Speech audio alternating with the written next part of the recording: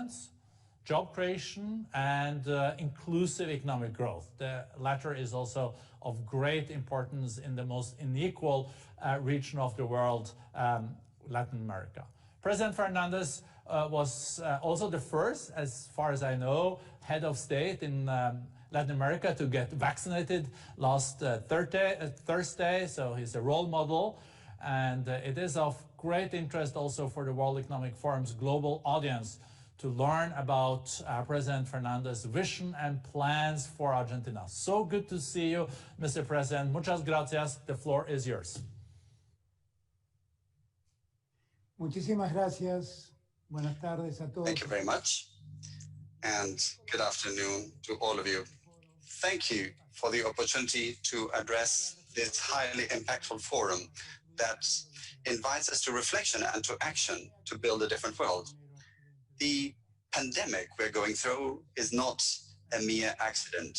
It is a wake-up call to build a common home with new foundations. Either we wake up better or we succumb, all the worse for wear. There is no other option for the day after this calamity. We live in a time that puts all paradigms to the test. I am certain that the moral imperative of the hour is to prioritize the most disadvantaged, the ones left behind, the ignored, the most vulnerable. Fraternity must be the new name of development, and solidarity the new name of social peace.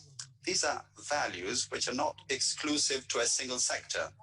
They should engage governments and business, those who work and those who own the capital. This is not theory. This is a conviction that has driven us in Argentina in these months in office. For instance, the Work and Production Emergency Assistance Program provided support during the pandemic to 60% of the country's employers. At the same time, we launched a government-guaranteed zero interest rate credit line for self-employed workers.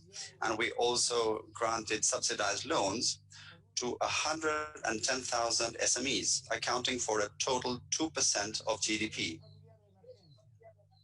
The Emergency Family Allowance preserved the living conditions of the most afflicted sectors while shoring up demand.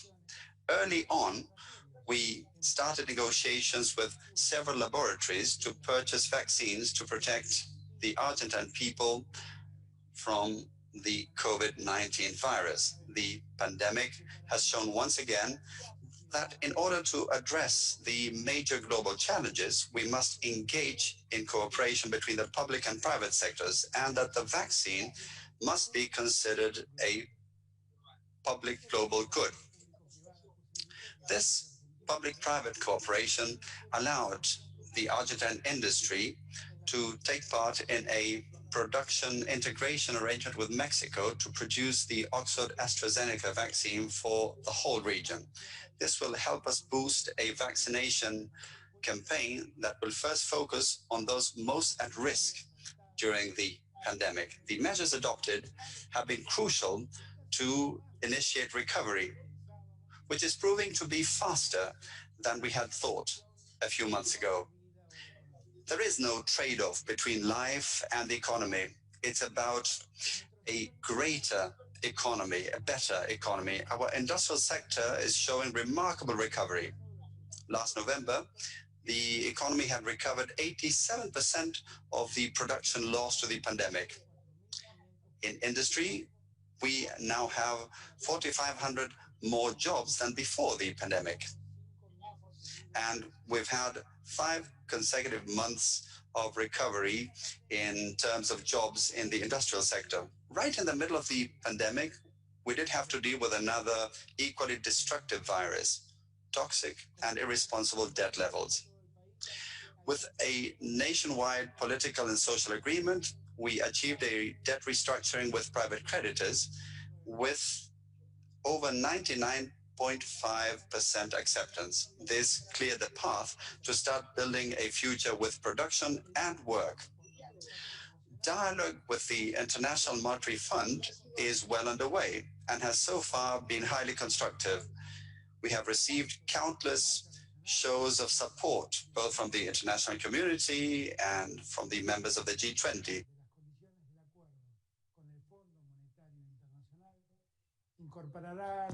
Renegotiation of the terms of the agreement with the IMF will bring new macroeconomic perspectives and a common understanding of the specific needs of the local economy.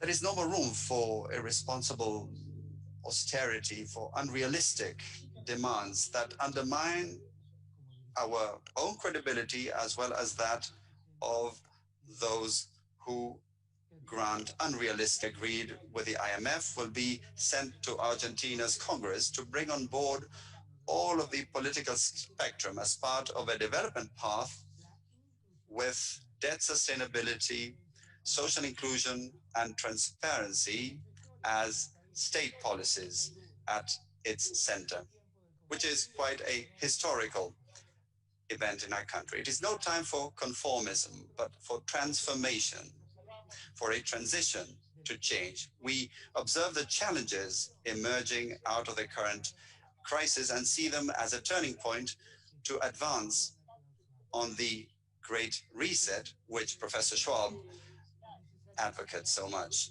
In this new context, it is necessary to link multilateralism to a notion of multi-solidarity, engaging governments, business, and workers as well.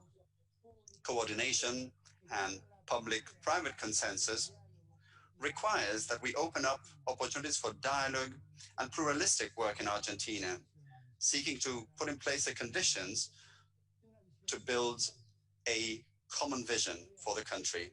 This is why my administration has decided to promptly launch an Economic and Social Council for Development, which will broadly invite all stakeholders and actors from the country to chart predictable pathways for the medium and long term. Our commitment to investment, production, and work is absolute. The private sector is an essential partner to undertake the reforms that will enable Argentina to make productive and technological progress. This is just as essential as the workforce itself. Argentina intends to show that it is possible to harmonize economic policies that foster private sector investments with the protection of the most vulnerable sectors. Incentivizing investment in the real economy is a key step to foster and strengthen the growth and development process in the country. We know and understand that in order to invest, financing and predictability are needed. We are committed to pursuing the path towards sustainable recovery in line with the Paris Accord climate goals. We are certain that the development of the future will either be green or will just not take place. We want Argentina to be sustainable in a less polluted world. We are working to secure the necessary financing to speed up the transition towards an energy matrix that is sustainable, inclusive, dynamic, stable, federal, and sovereign. We see this crisis as a unique opportunity to rethink the pathways to development and international cooperation arrangements. As President pro tempore of the Mercosur bloc, I am also committed to encourage, along with Brazil, Paraguay, Uruguay, and our associated states, an agenda to promote deeper and more innovative integration with the rest of Latin America, with Europe, and with Asia as well. In Argentina, this is clear to us. We have become fully aware of the fact that at the end of the day, we are all just one. The ethics of solidarity is calling us. It is the time for political, social, ethical, and environmental responsibility. We need to work along with the private sector to make the most of the opportunities of transition, to develop efficient, non-polluting industries, leveraging the vast potential of Argentina in terms of clean energy generation throughout its territory. with great opportunities in the field of solar energy in the north, with the best winds in the world in Patagonia, and also to develop such um, inputs like lithium and green hydrogen in all of their varieties to add value in our country. We believe the conditions exist for Argentina to be a leader in the field of electromobility with a strong legal framework that we are putting in place. Through industrial policy initiatives, we need to foster the development of production hubs centered around clean industries to emerge from this challenge, both for the country and for humanity, stronger.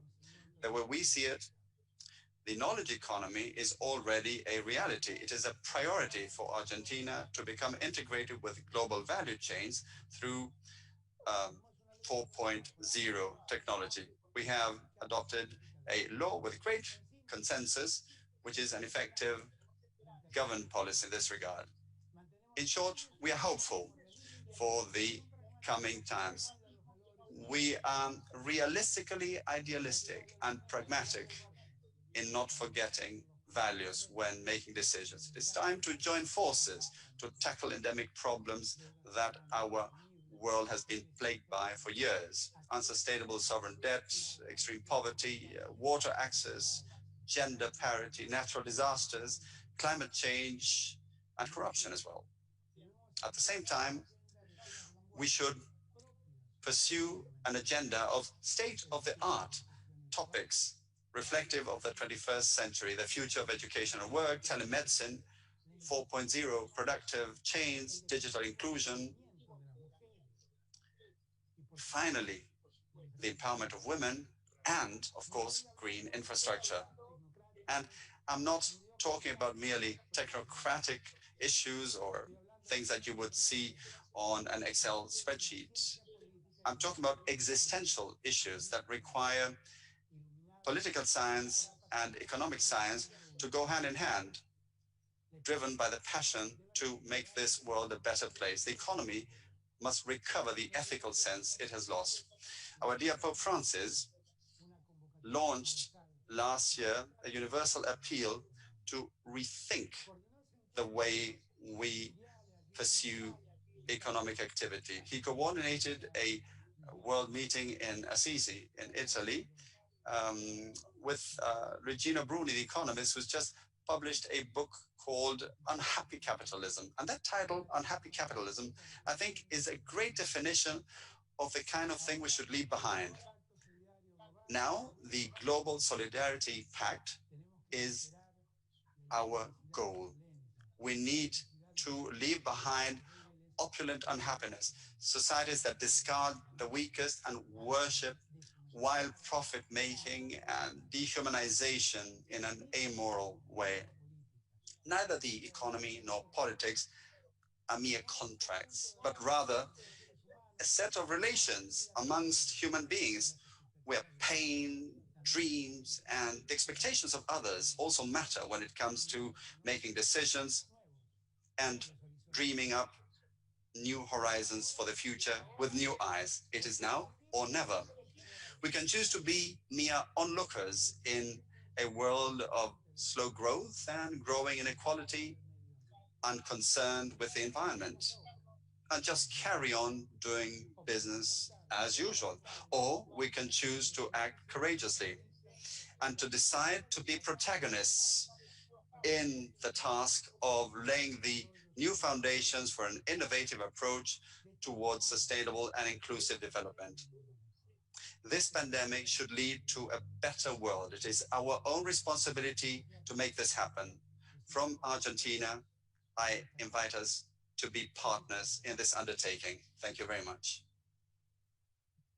Thank you so much, Mr. President, for this very thoughtful message. And thank you also for referencing the Great Reset that the World Economic Forum has launched. And as you maybe know, Professor Schwab also has come out with a book about stakeholder capitalism, and very much arguing that the legitimacy of today's economic system also is at stake if wealth doesn't trickle down. And all businesses also have a responsibility not only to their shareholders, but also to society at large.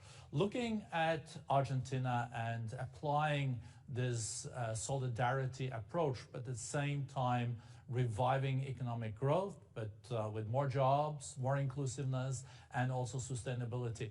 Do you think you can keep a high growth and combine all these things? You have a game plan for that, I guess, Mr. President.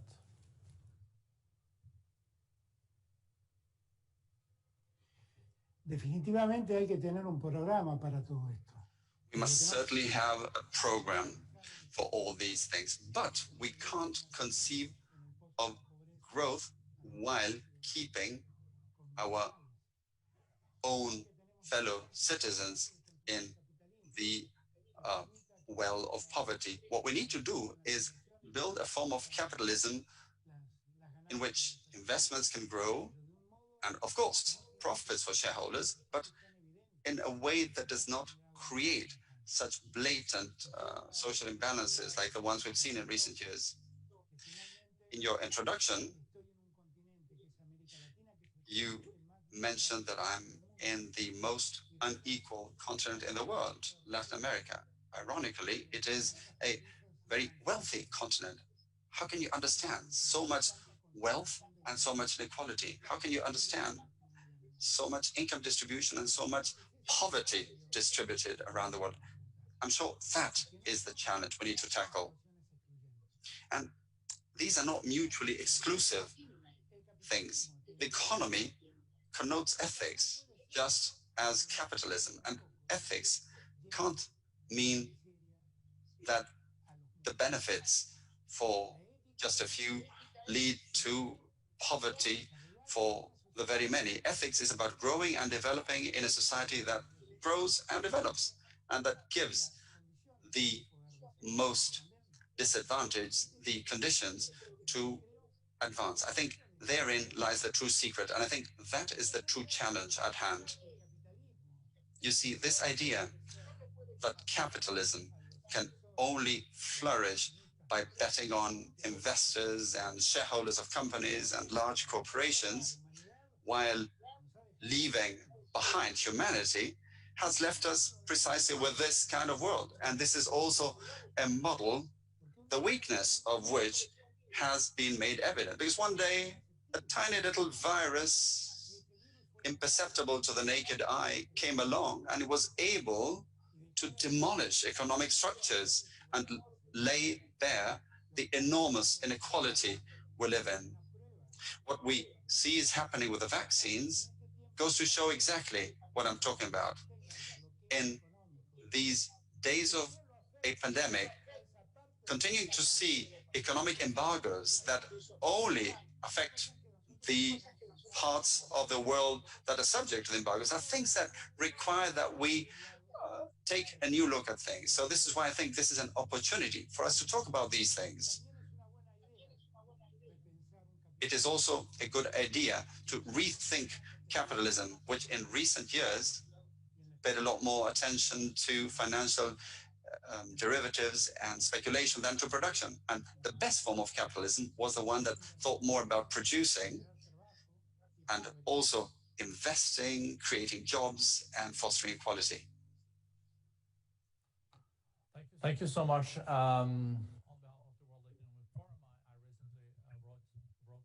In Foreign Affairs about the Nordic model, the Nordic countries. They have high economic growth, but also some of the lowest inequalities in the world. So an open economy. So I think what you're seeing and what you're saying, Mr. President, it is totally possible to combine economic growth, but also with less inequalities. Maybe what you're saying is over time, those countries will be more sustainable, and with more inclusiveness, you also over time will see a rebuild of the human capital that make that country even more competitive.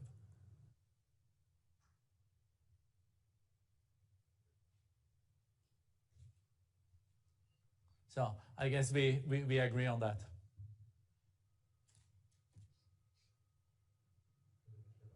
Usted ha puesto exactamente el ejemplo que suelo poner yo. los países nórdicos. Pensar en Finlandia. Sound had just cut out. The Nordic or Scandinavian countries, if we think about Finland, Norway, Sweden, and look at the way they have been able to pursue capitalism while guaranteeing great equality, that is a good example. And these are societies that invested in public health and education for all of their populations.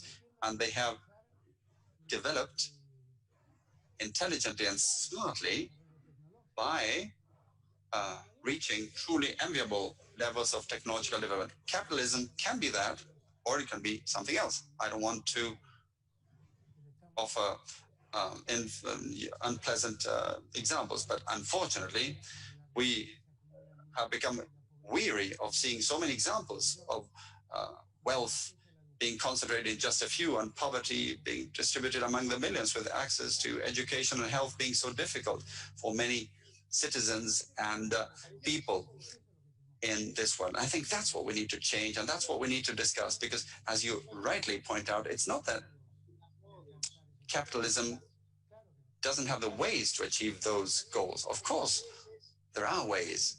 The thing is that sometimes human greed makes people act differently. And in order for that not to happen, the state, government presence becomes a central element to prevent that kind of abuse and deviations, and to guarantee access to such essential goods as health and education. The state must be present, no doubt about it. But you gave a very clear example. What I'm talking about is not utopia. It is feasible. It can be done. It's about changing the mindset, the rationale that unfortunately underlies most of the developed world. Thank you. We know also, Mr. President, in your introduction, that you have constructive dialogue with IMF and with the new managing director, Kristalina Georgieva. Maybe you could share the latest there. I think I saw in the press, at least, you had a call with her quite recently. And how do you balance this, the constraints on your country and the fiscal constraints, with also your vision, of course, to invest in upgrading infrastructure, education, and addressing digital divide? This kind of squaring a circle.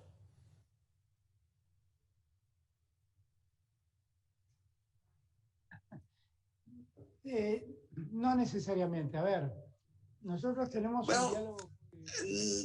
It's not necessarily about squaring the circle. We have very interesting dialogue with the IMF generally, and I myself, in particular, with Kristalina Georgieva, the managing director. I have a feeling that she and I have a common view of what is happening to the world. Obviously, we are not exactly standing on the same side of the counter, so to speak. And in this particular case, she has to fulfill a duty, which is sometimes a thankless task, but she does this very effectively, and she's really very good at understanding what's happened to Argentina. The first thing to understand is that Argentina has had truly unimaginable debt levels, because since December 2015, and Argentina, by the way, in terms of debt to GDP, had until 2015 one of the lowest levels. There was hardly any such kind of debt levels. But suddenly, in the last 2 years of the administration that preceded me, debt levels skyrocketed in a terrifying way. And all of this with the approval of the IMF, that tried to bail out the country, but only ended up leading to a massive capital flight in the financial system, which, of course, makes the government of Argentina responsible, since it was the one that took on debt. But there was also a considerable degree of responsibility on the part of those who granted the loans. And it wasn't Kristalina Georgieva who was at the helm at the time. So now what we need to do with the IMF and with Kristalina Georgieva specifically is to find a solution, a way out that will no longer leave Argentina relegated. Argentina was caught up in a web of debt that was fully unproductive. It didn't help the country grow. It was the kind of indebtedness that only opened the way to capital flight. And the IMF does have its share of responsibility, and the board as well, since they supported the loan at the time. But I understand the perspective, and they need to collect their debt from us. And of course, the world has changed in between. And in the middle of all this, we've had to deal with the pandemic. So what we need now is time to be able to get back on our feet, to produce again, to export again, and to be able to save dollars once again, and to be able to honor our commitments. The truth is that I am a firm believer in the fact that indebtedness causes great damage to economies. And so the sooner we get our debt burden in order, the better it will be. And I also believe that we need to make our part of the effort in showing discipline to gradually reduce our fiscal deficit and to build up our reserves and to be able to get out of this constant anxiety caused by the dollar exchange rate fluctuations in the country, and so that we can build a more stable country with a calmer and more stable economy. That is the goal we pursue. And I think that Kristalina Georgieva understands this, and she believes in us. And she rightly does so. Let me tell you one thing.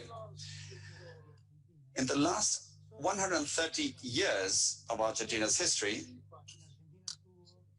during only 5 consecutive years did Argentina have fiscal and trade surplus,